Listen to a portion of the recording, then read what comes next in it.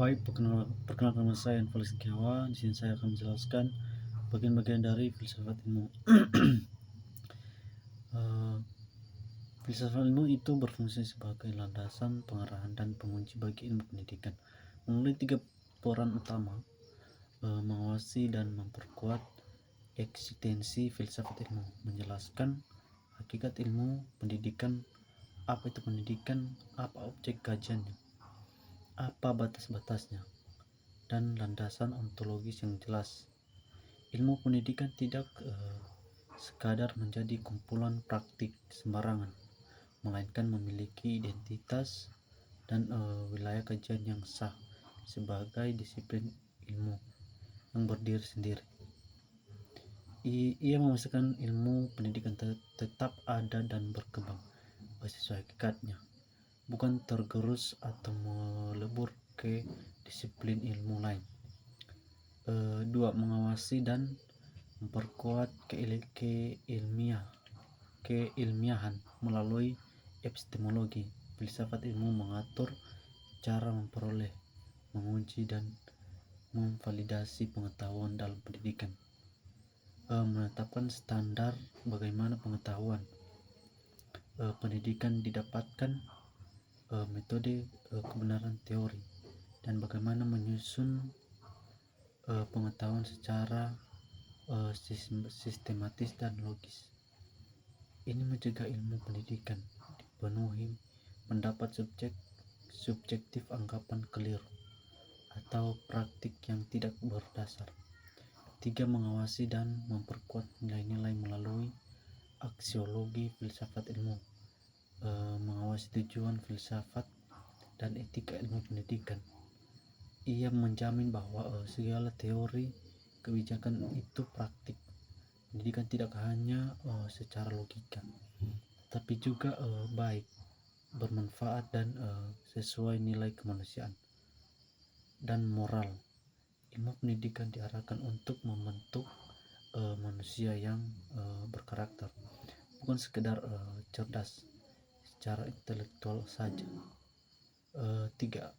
Mengapa filsafat ilmu dapat disebut sebagai ontologi, epistemologi, dan aksiologi? Dalam membedah persoalan pendidikan disebut sebagai pisau analisis, karena filsafat ilmu membedah setiap persoalan pendidikan mendalam dan tuntas melalui 3 pilar utama. 4. Contoh kontrak penerapan filsafat ilmu dalam praktik pendidikan. Analisis filsafat ilmu ontologi menetap bahwa pendidikan bertujuan mengembang potensi manusia, sehingga standar mencakup aspek jasmani, rohani, intelektual, dan sosial. Standar cara pendidikan seperti standar pendidik, standar proses, dan standar penilaian yang terukur dan sah secara ilmiah. Aksiologi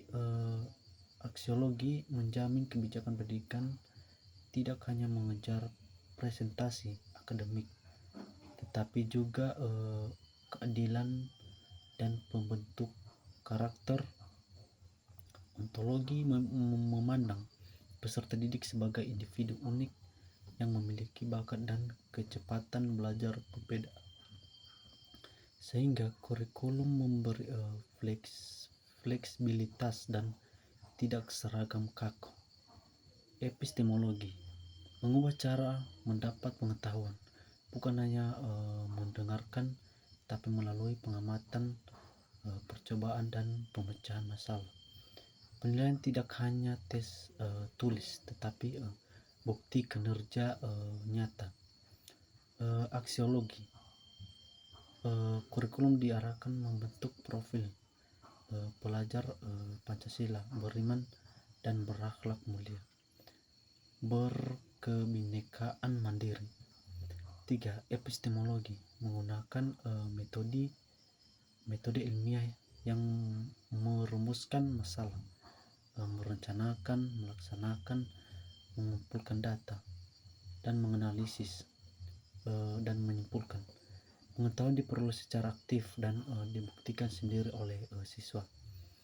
Aksiologi adalah proses ilmiah melatih kerjasama, tanggung jawab, kejujuran, dan rasa ingin tahu, sehingga pembelajaran bernilai ganda, dapat ilmu sekaligus terbentuknya karakter.